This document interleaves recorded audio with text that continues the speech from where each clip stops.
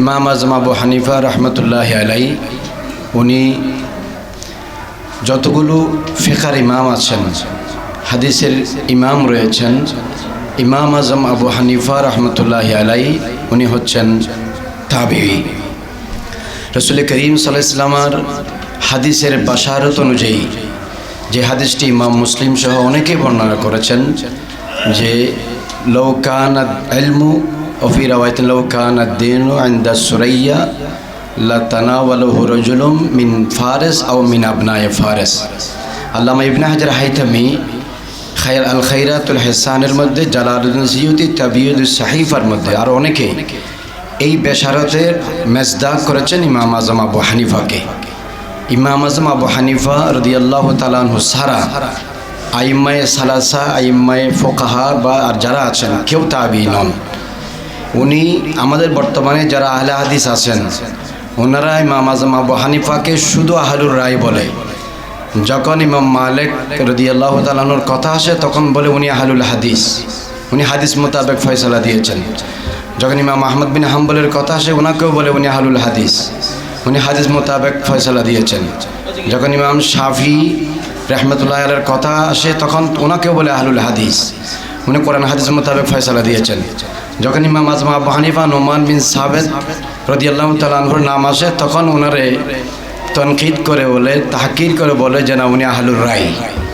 কিন্তু অথচ ইমাম আজম আবু হানিফার জীবনে যতগুলো মাসালা তিনি দিয়েছেন, একটা মাসালাও তিনি কোরআন, সুন্নাহ, ইজমা এবং ইজতিহাদ তথা কিয়াসের বাইরে নিজের থেকে দেননি।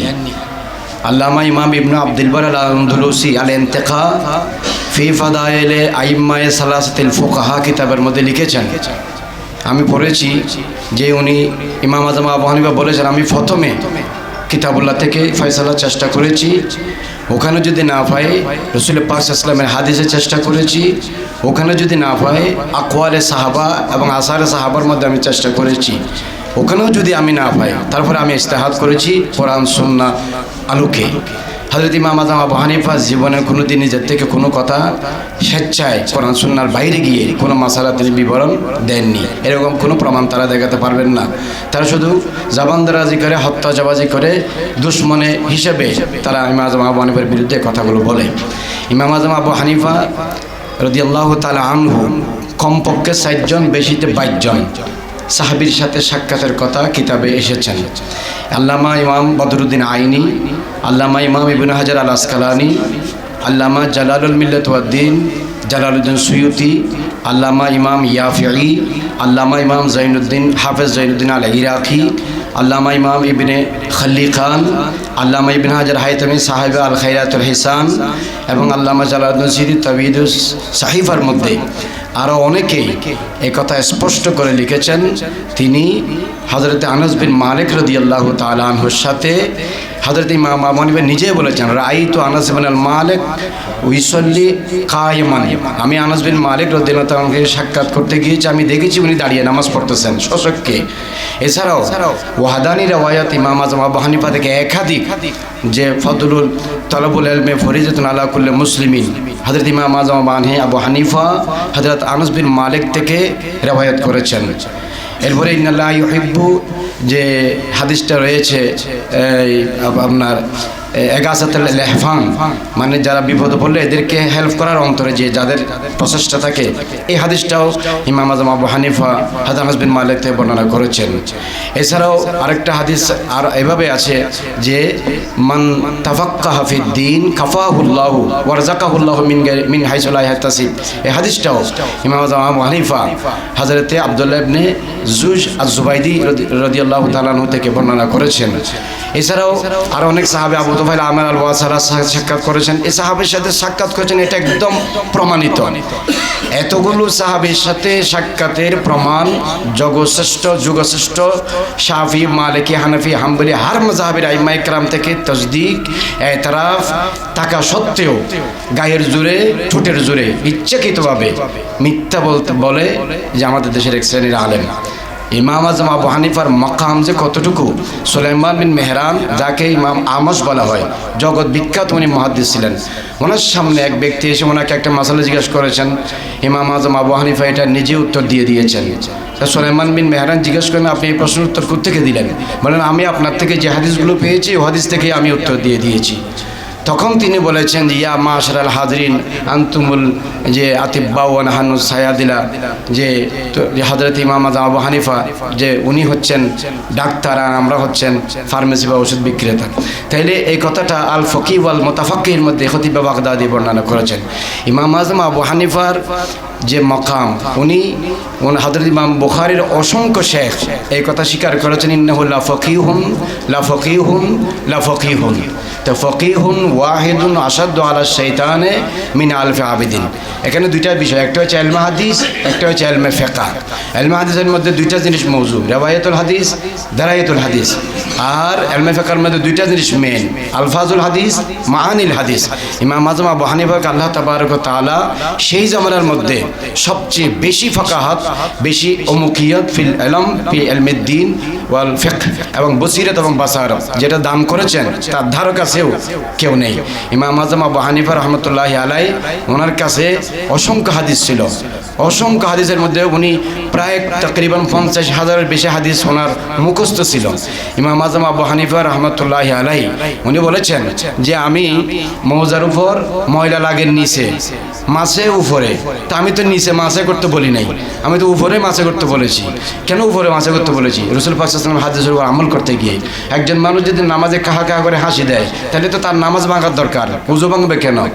তো যুক্তি তো এটা বলেন। আমি যদি আহলুর রায় হইতাম তাহলে তো বললাম যে আমি যুক্তি দিয়ে বলে দিতাম শুধু নামাজ ভাঙতো, তাহলে তার উযু ভাঙতো না। কারণ আমি রাসূল পাক সাল্লাল্লাহু আলাইহি ওয়াসাল্লামের হাদিসের উপর আমল করে হাদিসে যা বলেছে আমি হাদিসকে প্রাধান্য দিয়ে সেটা বলেছি। ইজা সাহাল হাদিসু ফাওয়া মাযহাবি, এটার গলত ব্যাখ্যা করে আলে হাদিসরা বলে যে হাদিস সহিহ হইলে এটাই ইমাম আজমের মাযহাব।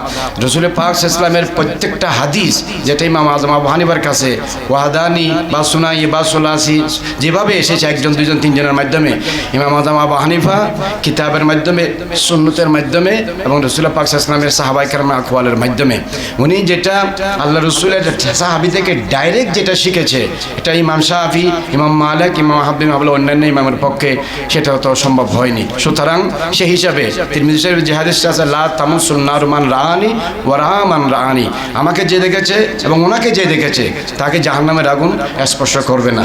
খায়রুল কুরুনি কারনি সুম্মাল্লাযিনা ইয়ালুনাহুম সুম্মাল্লাযিনা ইয়ালুনাহুম। সুতরাং এই দুটো হাদিসের ভিতরে অন্য ইমাম পড়ে না, না শাফি, না মালিক, না আহমদ বিন হাম্বল, পরে শুধু ইমাম আজম আবু হানিফা। সেই হিসেবে উনি নিশ্চিত জান্নাতি।